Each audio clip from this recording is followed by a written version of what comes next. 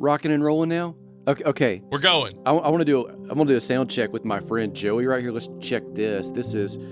Today is gonna be the day that I'm gonna throw it back to you. By now, you should have somehow realized what we got to do. I don't know what's going on with that. It didn't want to stop. It was that No, good. it was going to repeat. Like, because when you watch a reel on It's Instagram, looping. it's Instagram. Yeah. That's one of my friends from high school that was on my wrestling team. It's so good. And I saw it, and I thought, that's kind of happy. Maybe we'll sound check with that. Who knows? And I thought it had nothing to do with some of the stuff I wanted to talk about today, but there'll be a little bit of a fit somewhere in there. Background music, rolling, all that kind of stuff. Absolutely. Okay. So, you know, the last couple episodes, we really talked about moving forward. And I want to take you back on a story that is going to go back, probably 12 years, and we'll pull a lot of stuff together and then land it with maybe just a couple observations that I've got about moving forward, wherever you are in life, whether you're trying to overcome some hurt of the past, whether you're just setting a goal, whether you're thinking, man, I'm feel kind of stuck. I'd like to adjust and maybe enter a new season or whatever it is. I think it'll make sense. All right, so let's go way back, and I'll tell you, this ain't gonna be the short story version. All right. Why should it be? Well, I mean, you're not tied to like network time slots, so you can just roll. If it goes too long, we'll chop it into 2 episodes, but I don't think it will. Okay, so circa 2013, I'm working in a home-based business. It was something my ex-wife started, so I kind of rode in on that and then got involved and started helping a little bit. At some point, we won this trip largely based on her efforts and got to go to Hawaii with the company that at the time we were representing. Nice. You know, in the home-based business, network marketing, selling stuff. Some people call them pyramid I schemes. was going to say, you're going to call it a pyramid scheme, aren't you? Yeah, I mean, but really, I mean, there are bad versions of that, and there are good versions of that. Just like there are bad versions of, I mean, I hate to say it, church, and great versions of church. Just like there's bad radio stations. And then there are excellent radio stations like Revocation Radio. How'd you like that plug? Fantastic segue right there. Yeah, so you see how it all fits together. So this was a great company. Got to go down there. And on that trip, I really made 2 shifts. Now, at the time, I was 40. And so this will kind of start pegging, like I wasn't like, what's the term? Spring chicken? What does that even mean? Like, people say that. I ain't no spring chicken. But, you know, I'm kind of at an age where you're starting to evaluate some stuff and going, man, like I'm ratcheting up there. I remember growing up my dad being at a Wednesday night church fellowship, you know, where they have the dinner every Wednesday. I remember when he turned 40 and all these signs, Lordy, Lordy, the pastor's 40. I remember when my granddaddy turned 50.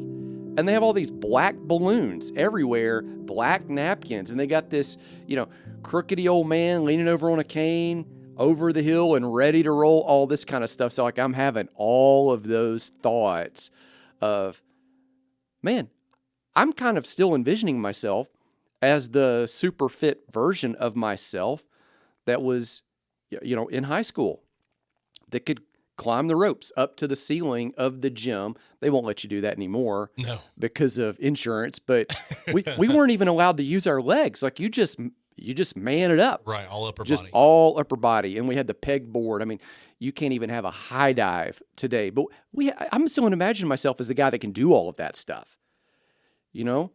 Or, I mean, I kind of mentioned this in a previous episode. When I was in college, I could toss the girl that was, you know, my partner when I was cheering, not Minnesota Viking guy type cheering, but, you know, the dudes that toss the girls in the air and all of that. Like, I mean, I could toss this girl from the ground up, catch her with my arms extended, you know, high in the sky. Like, and I'm kind of envisioning myself again as that guy. I'm envisioning myself as this sounds like such a braggadocious portion of the podcast. I actually ran the Vulcan Marathon. Oh, that's cool. Yeah. When I was in I would have been a freshman in college, and I won my age division. Now, in fairness, big disclaimer, all of the guys that were college athletes, I mean, I was in that range where, what's the range, like 18 to 25 or something, Yeah. 18 to 20, whatever the age group would have been that's running. All the guys that were actually runners weren't running because they were running for their colleges. So it eliminated a lot of guys that would have actually won, and I finished it. I mean, I was under 4 hours, so still a pretty good pace. That's not bad but at it all. was not. It was by no means elite or even. I wouldn't even say it was mid. I mean, it was. Let's just say I finished, and there just happened to be nobody else there that was faster in that age division. So I'm still, when I'm 40, envisioning myself as all of that. It's hard to really see yourself as you are sometimes. Sometimes we don't see ourselves as we are, and that means we don't see the negatives that we need to see. So not to shame or belittle us, but so we can adjust and move forward. Sometimes we don't see the great stuff about us either that needs to be called out of us, so we can walk into it. That's one of the importances of having close people around you. So envisioning myself as this super fit 40-year-old, which I was not. In fact, at the beginning of that year, a few of the guys that I was working with, they had this incredible idea that, hey, it's the new year.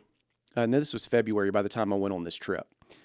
It's the new year, the trip that we won to Hawaii. Before that, it's the new year, and I think we should all put $100 in the pot and see who loses the most body weight percentage over the next 30 days. So the whole month of January, from January 1, we gave ourselves off, and then 30 more days. And everybody every morning shoot a picture of yourself, nothing on the scale, just the weight, keep it. I mean, it was G-rated. Mm-hmm. So, and we opened up a little text thread. And so we're kind of losing weight. And I thought, man, I'll crush this. I will win this. Because at that time, I could still go run miles. And I'm looking back in the rearview mirror going, oh, when I was wrestling in high school with the guy that was on the team right there that just sang that, today's the day, throwing it back to you song. I could drop weight quick to hit the weight on the scale, 3 to 5 pounds in a day, which was not healthy, but could be done. So I'm thinking I'm gonna crush this challenge, and I didn't. I lost. I came in dead last. I had to fork over. At least one of my friends got the $400 pot, his 100 back plus 3 more hundreds. So I go on this trip. And I'm in this really nice hotel. It's a resort. It's like they did it. I don't know what the stars would be. I'm kind of a Marriott Courtyard, Hampton. I don't even know if that's a star. Maybe it's. Those are pretty nice. Yeah, they're middle of the road. I mean, Yeah. but that's kind of what I'm used to. Yeah. I'm not staying at the Econo Lodge, but that's generally where I'm going to stay if I go somewhere. Is one of those two. And so you go in, I don't know if this was 4 stars, but it was really, really nice. So nice so that I jump out of the shower, getting ready to go somewhere for the night, and I see myself in a full-length mirror in front of me from the countertop up to the ceiling, and then as wide as the whole wall in the room is. So what's that? How high is a counter? 36, 40 inches, something like that, up to probably a 9-foot ceiling. And then it's probably 10 feet wide. It's a sizable bathroom in the hotel. And I look and I'm like, holy cow. This is the first time I've seen myself full length in a mirror in years with no stitch of clothing on. I mean, you want to get raw and honest about your condition. You just go look at yourself. I mean, I dare you, right? Not if you're listening while you're driving, don't do it. If you're at work, don't do it. But when you get home, you take a shower, can you stand it? Well, so I see myself, and then I kind of glance over to the right, and that whole wall, hadn't noticed it yet, but now I did. that whole wall, floor to ceiling, all the width. It's a full-length mirror. It's all like, it's not even full-length mirror. It's a total mirror. The whole thing is mirror. So front wall, side wall, mirror, mirror. I mean, it's like man. Welcome to reality. That's back to life, back to reality. That's what you need to, yeah. So I'm like, man, I think I need to lose some weight. And so this was the first time I'd thought about it in quite a while. I mean, actually thought about it since days of making weight when I was in high school now I'd stayed in shape, I thought, but evidently at some point you get into a career, you get kids, you just kind of let yourself go. So I hadn't thought about it. So at that moment, I say something now, the room, it was kind of like one of those things where there was a separate door for what would be kind of the toilet area. But you know, some of those hotels where you go into and it's like room to room with dividing walls and all of that kind of stuff. The area that I was in that had the sink now, it didn't have a door to what would be kind of the bedroom, living room type of area, although it was a separate area. Like you had to kind of walk around like what would be a retaining wall. So I'm in a separate room or dividing wall, separate room, you know, from my then spouse, but she can hear me, like if I talk. And so I said, hey, do you think I need to lose a few pounds? And she answers something like, yeah, you could stand to lose a little bit. And I said something like, so like how many, like 5 or 10? And she says, maybe a little bit more.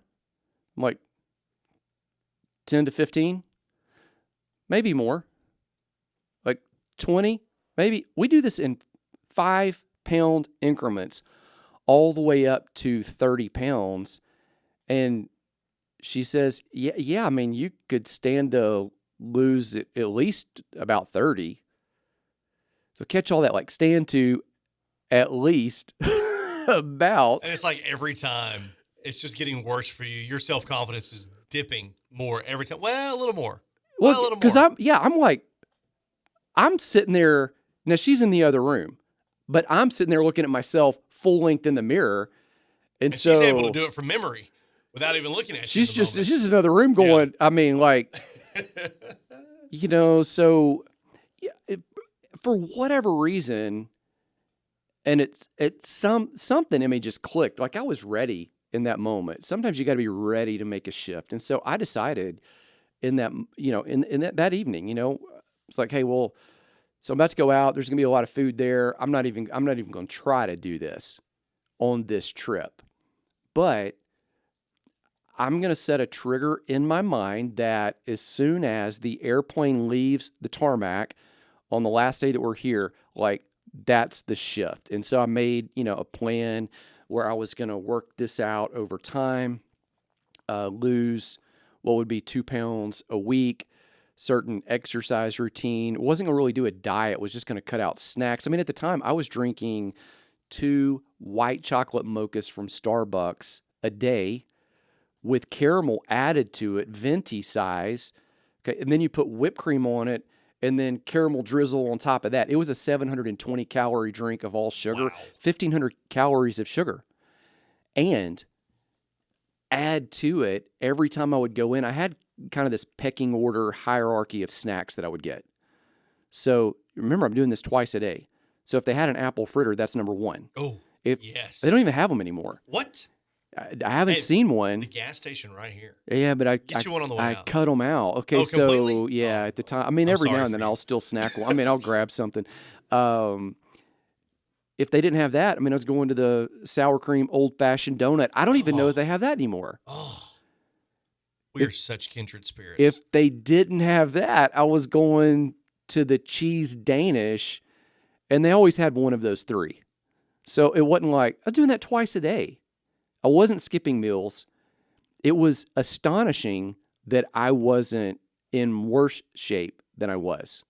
It was kind of like I guess, a testament to genetics or something. Right. I could thank my dad or something for that. But, okay, going to set the goal to actually physically take care of myself. Here I am. I'm 40. I had, we'll talk about it in another episode soon, had all these chronic health issues that were going on at the time that I had not attached to, oh, it might be because I eat like junk almost exclusively and then go back for seconds just about every single time for more junk. I mean, I hadn't attached the outcome to my behaviors in that moment.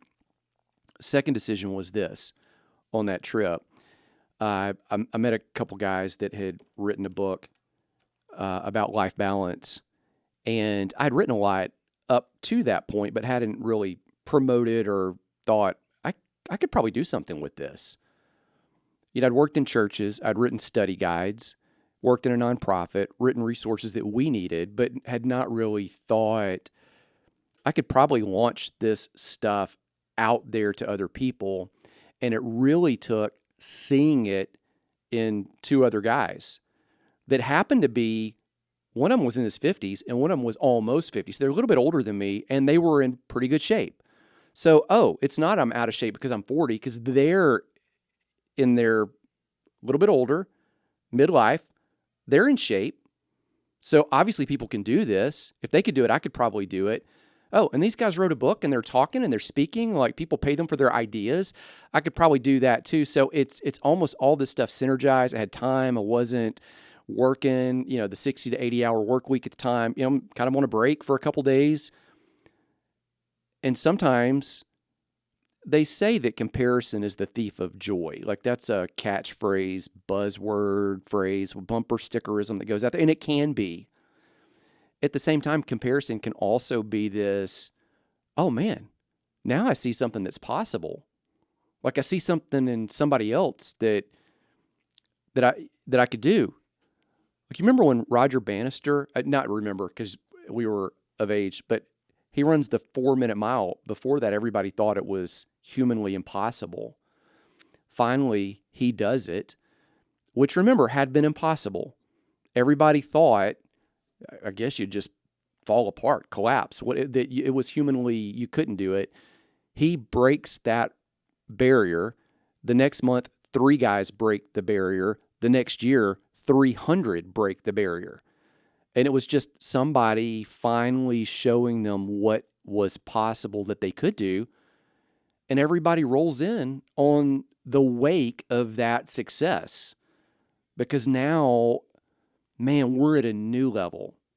Does that make sense? So I left that trip, losing weight, getting back in shape, working out, had a plan that I put together for all of that, and started writing a book that really talked about kind of the business model that I was involved with and that opportunity. Self-published it and then sold 1,000 copies pretty quick to the first vendor that bought it, which was an astounding number, especially to do instantly. So within the next 3-4 months after that trip, I'd lost 30, 35 pounds. I had written that book, published it. It was launched. It was available at that company's convention. Things started shifting. And probably the third thing that had come out of that, so getting in shape, writing that book, third thing that came out of that is when I got back from that trip to Hawaii, there were all of these, the home-based business industry is mainly women. And so when a lot of the ladies had won the trip, they were able to take their husbands. Some of the husbands couldn't go because they couldn't get off work or didn't want to bust up a family vacation, time for all of that. So the girls might take their gal friends. And so when I got back, there were a lot of people that were especially local that were having questions about that company. Hey, my wife's been doing this, and man, what was it like? What were the facilities like? They grew some natural products. What were the farms like? What were the owners like? What were the other people that are involved in that business like? Is it a legitimate opportunity? And, writing that book, that resource that included some things about the business model, we had some answers to that. There were some other friends that were on that trip that we connected up with. And so what emerged from that was the question of, what if we got some of the guys together, not the gals, just the guys, a few that might have been on that trip, and there weren't many, but also some other guys that are just interested in learning all those questions and just want to know. I mean, it was one of the best parts of that trip had been the interaction with some guys. And so we were going to replicate that, but invite other guys together. And as we started dialoguing about trips in February, hey, let's get together around June and let's pick a neutral location, meaning convenient for all of us. Some of us were coming from Birmingham. Some of us were coming from Kansas City. Some were coming from, I think some guy was coming from like maybe South Carolina, North Carolina. It seemed like Memphis was the central, for whatever reason, hub, somebody coming from Mississippi that would just work for the majority of the guys. And so going into that event, I created this little workbook, planned it out with two of my friends that were guys, and we decided that when we got there, we were going to have a lot of free time.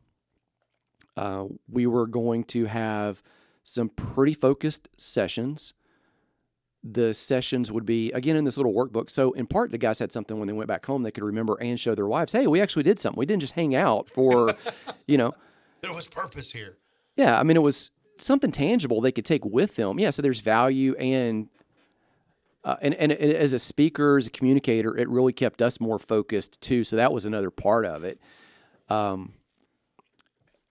So it was maybe, I think I've kind of written it in my notes right here. It was a third business, it was a third products, and it was a third life. So you kind of do, I know that's not a whole 100%, it's a little shy, but the event was, it's a third business, a third products, a third just how to be a better man. And so you're hanging out with all these guys for, I think it was a Friday, Saturday, Sunday morning, and we named that event Advance.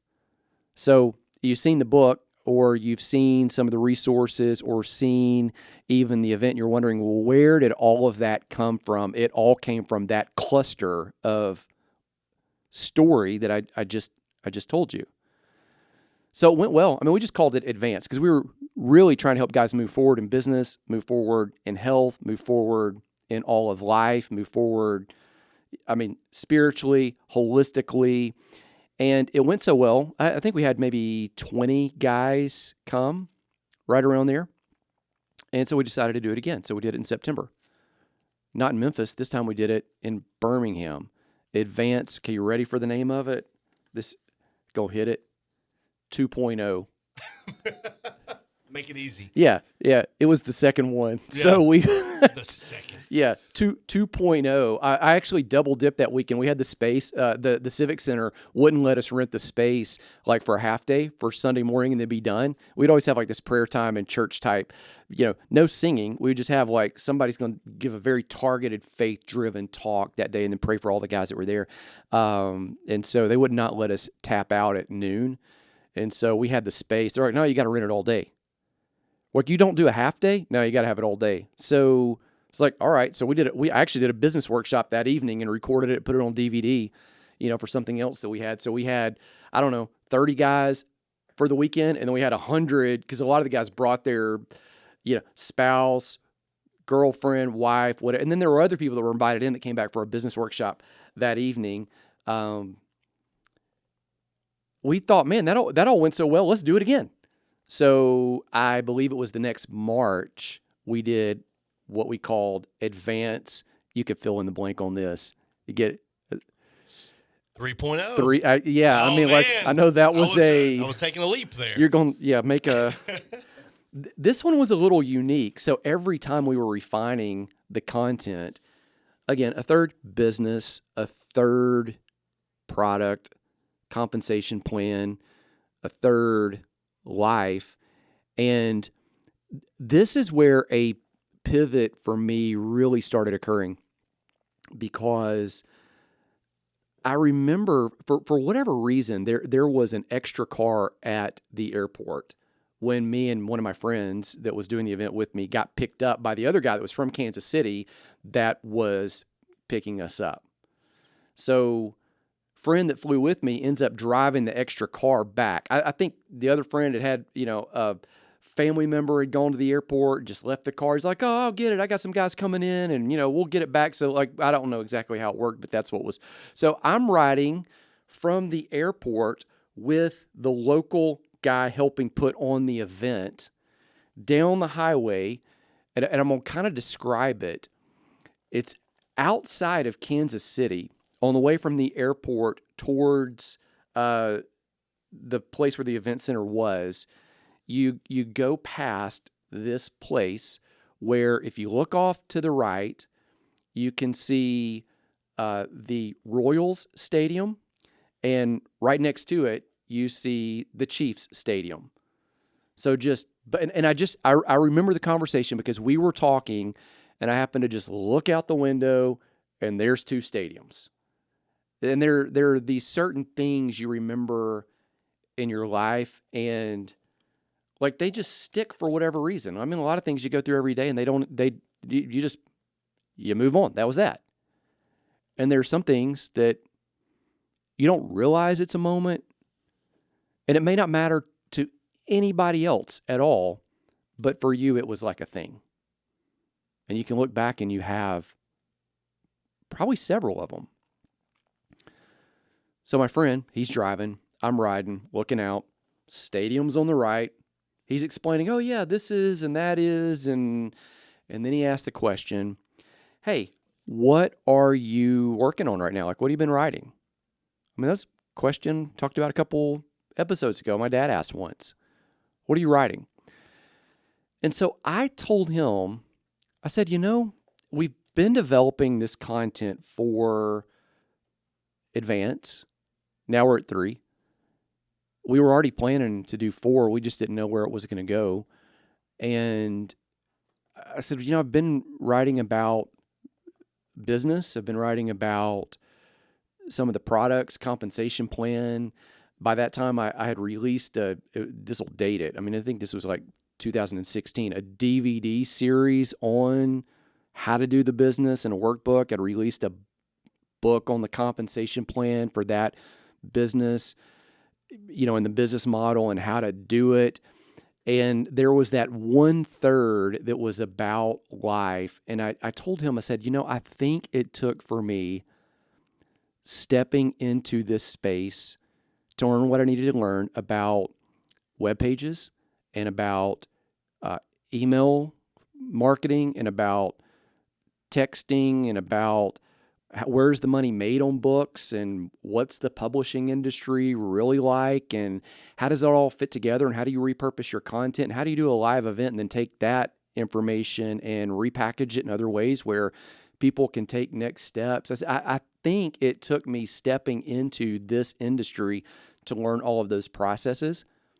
But now that I know those processes, I think I can use them to teach whatever I want to teach. Make sense? Mm-hmm. And when I'd worked in faith-driven organizations, worked in a church, when I'd worked in a nonprofit, at the time I was working in a nonprofit, I never made the leap mentally never made the leap. Like I could actually use these tools to platform anything with those processes. So I told him, I said, I think I'm going to change stuff. I was the one creating the content for the advanced events. We knew we were going to do, okay, wait for it, the next one. We did not yet have a location until this event when 2 guys stepped up and said, hey, we'll host it, because we always needed local boots on the ground to host it. So the next one turned out it was going to be in San Diego, and we were going to call it, just roll the drums, call it Advance. San Diego. No. Oh, 4.0. 4.0. Yeah, good call. I mean, by the way, it's in San Diego. Yeah. So I told him I'm going to pivot. If people attend that and they want to know about the business side, the compensation plan, all of this. I mean, we've got that on video, right? I recorded that when we were in the room that the Birmingham Civic Center, made us rent. I understand why they do that. Made us rent all day. We just maximized what we had. The odd thing is, while we were doing this, and we had 100 people that were coming in that night after Advanced 3.0 in Kansas City, because they made us in Kansas City rent the room the whole day too. I sense a pattern. Yeah, I mean, that's just how they do it. So, I mean, we knew at that conference center, like we had that room, okay, we'll do a workshop that night and we'll make back some of the money that we've spent, maybe make a little more. So we had 100 more people come in that evening. So that information was dialed in, and at some level, you can learn data information just by getting it through a video or through audio. What you can't get is really some of the deeper life change, transformative stuff. In fact, I was even saying it like this. I said, I really want to teach people about grace, encountering grace, walking in freedom, finding their purpose. And let's empower them to do that with all these tools. Grace, freedom, purpose, empowerment. And he said, I agree with you. I don't think you're called to teach. And this is kind of how I remember the conversation. So he probably said it a little bit better because he's very articulate. I don't think you're called to teach the compensation plan and the business model on that. That's not going to change people's lives like this other. It's important. It's not that it's invaluable, but this other is what you're called to do. And so Advanced 4.0, I changed the content. I mean, and guys will tell you that it attended. A lot of the guys would cycle through and come to every other one, or they'd come to 2 in a row and then they'd miss one because, schedule conflict.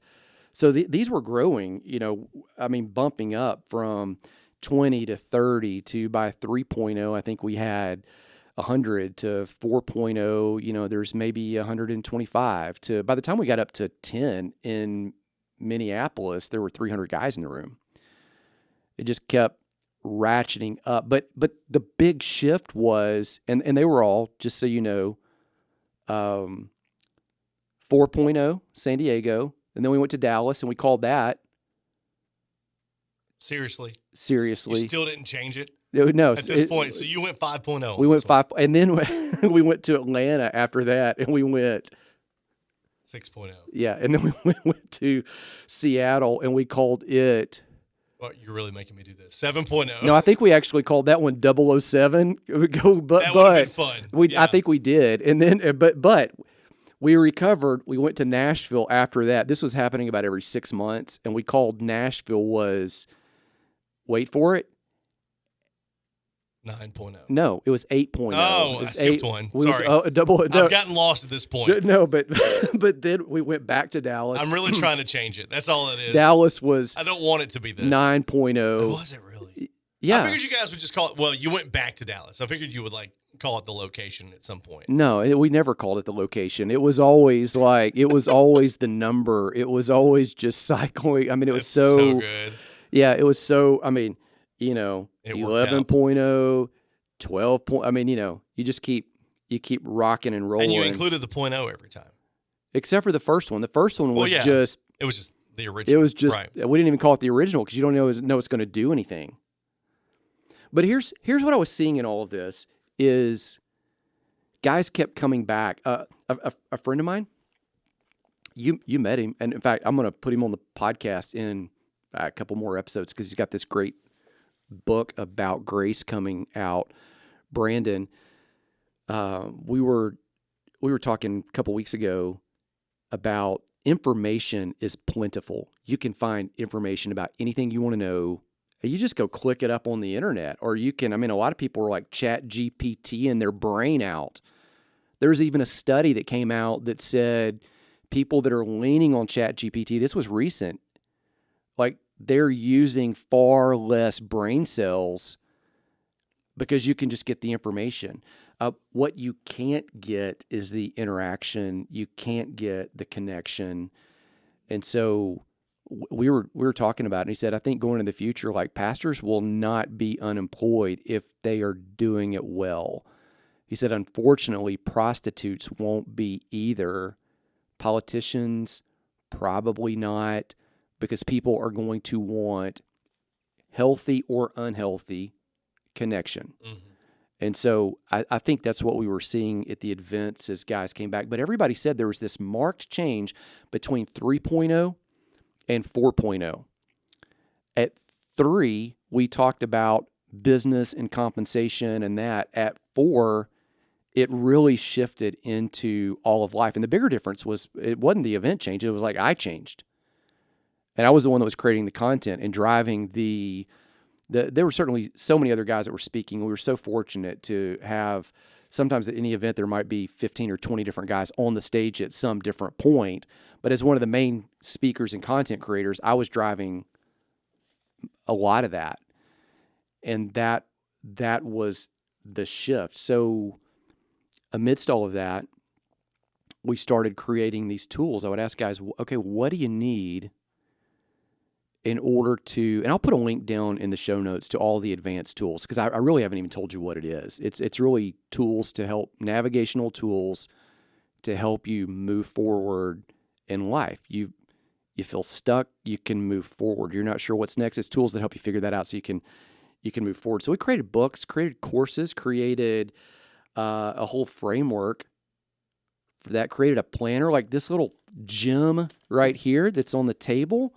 Like this, I still use this. What's that? It's like, is that microphone going to pick that up? It's like a paper planner with the reel. You go looking at I can't see the control panel right there. Workshops and videos. Here's maybe as we start landing it on this episode, some of the things that I learned in that is number 1 of 3. The goals that you have must work in every area of life. So you've got all these segments. I mean, you've got your health and fitness. That's kind of where it started with me. You've got your financial world. You've got a family. You've got friendships and relationships. You've got a factory or career, work, whatever you do. You've got the area of your faith. And all of these areas have to work together. The reason a lot of times goals don't come to fruition is we make them in isolation from the other areas of life. And so you start pursuing something in health, but you can't do it very long because guys that are my age and your age, we can't go to the gym every single day for hours at a time like we could when we were in college. Because pretty soon what starts happening is your family starts tanking if you keep pursuing the health at that level. Conversely, you can go all in exclusively with your family. And there are guys that do that. And then all of a sudden, the finances start taking a hit because they're not putting enough time into work. They're not balancing that area. Or there are guys, I would bump into this all the time when I was working in the prison reentry, addiction recovery world, where guys would all of a sudden go 100% in with faith. And they're reading the Bible all day as if that's a great thing. And it sounds like it's a great thing. Like when I say it right now, you're like, oh man, that must be, but then they can't hold a job. And then there's no connection with their kids. And then there's no connection with friendships and relationships to move them forward.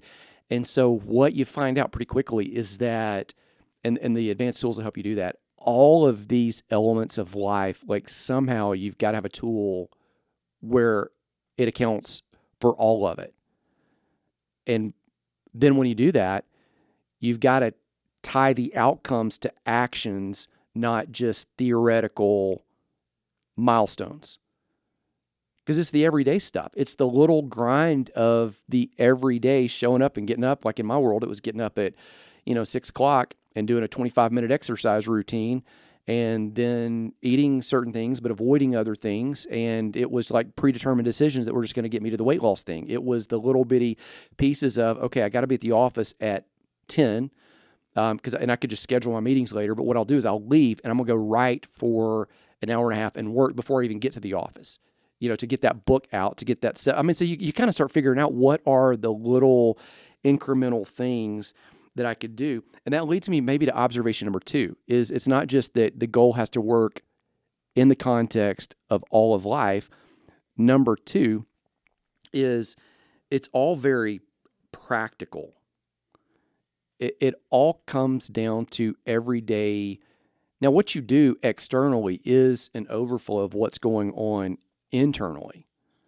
But it all comes down to, I think John Maxwell now he's the one that was referenced as having said this, that basically referred to something like, if you want to see who you are becoming or who that person is becoming, just look at the daily schedule of what they're doing, the little stuff day by day by day by day, that will create the trajectory of where. So it's all very practical.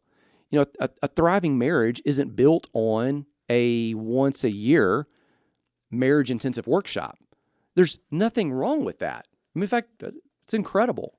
Those moments can be incredible, but it's built on, hey, you know, I probably need to take time to invest in that relationship a little bit every day.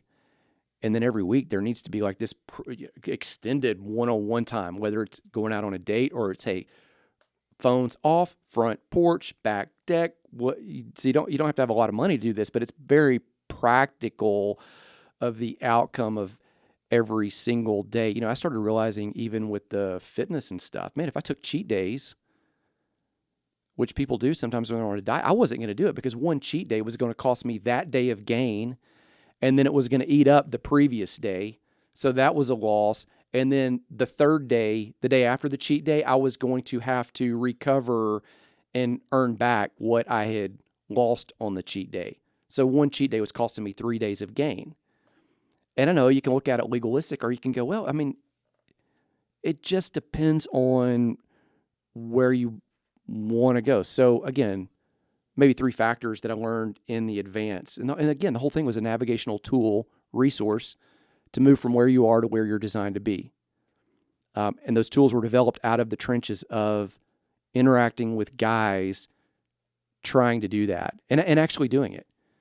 I mean, guys rebuilding marriages, guys starting businesses, guys turning businesses around, guys losing 50, 60, 80, 100 pounds, guys quitting addictions to pornography and then reinvigorating a relationship with their wife, you know, and these on fire relationships, guys investing in their kids, guys getting back involved with the faith community, you know, on and on. It was all very navigational resources developed out of the context of guys setting those goals that worked with every area of life, that became number 2, very practical. And then 3, I mean, we land it here. When it comes down to it, you are the factor. Like, you are the common denominator in every place that you've been and in every outcome that you've had. And certainly, sometimes other people do things that affects where we are in life, but at the same time, we were there too. And then bad outcome, good outcome, even if somebody else caused it, we get to move forward, not. In the advanced resource, we kind of termed it like this. Success is, if you filled in the blank on that, it might go in one direction. But I would maybe take it in another. Success is living up to your God-given potential in each area of life. Not mine, not someone else's, not 4-minute mile guys. Unless you see that, you can draft that and see that it's possible. Oh, I could do that too. But it's living up to your God-given potential based on the opportunities that He's given you, the gifts that are instilled in you, the capacity you have to level up by obtaining more information, knowledge, wisdom, capacity to do something, realizing that in areas that you're strong, I'm probably weak. In areas that I'm strong, you're probably weak. So we need each other. We need to lean into each other. So we're not going to get the same outcomes on the same things. So it's living up to your God-given capacity. And I think I like that definition because it acknowledges that sometimes in some areas of life, man, we're crushing it. And we're absolutely living up to our God-given capacity. And sometimes while we're living up to our God-given capacity in one area, maybe we're not in another area of life. When I was overweight, out of shape, bunch of chronic illness, pain stuff, before I saw myself full length in that mirror, I was living up to my God-given capacity for that time in my career. But oh my goodness, like in my health, that was tanked. And so when you look at it and go, man, I'm the common factor, I can celebrate where there are wins, and I can also affirm, hey, there's some things I could do better. Make sense? I think we got to crash land this one, because I don't have a fancy sign off other than we probably started rolling the music back beyond. I think we leveled up the music on this one, made it a little bit louder because we're making this better and better as we get it going. But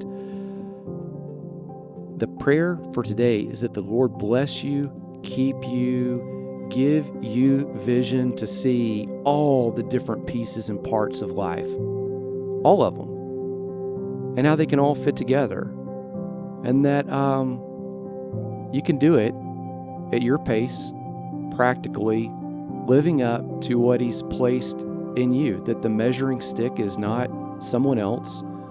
The measuring stick is not a story you heard, what a life coach might have said. It's not an Instagram reel. It's not a highlight. It's not the greatest hits moments of anything else that anybody is doing except for the full, complete capacity of what God in Christ through the Holy Spirit has placed inside of you. And may you see that, sense it, feel it, and just graciously, at the pace of grace that empowers, walk into that from where you are to where you're designed to be.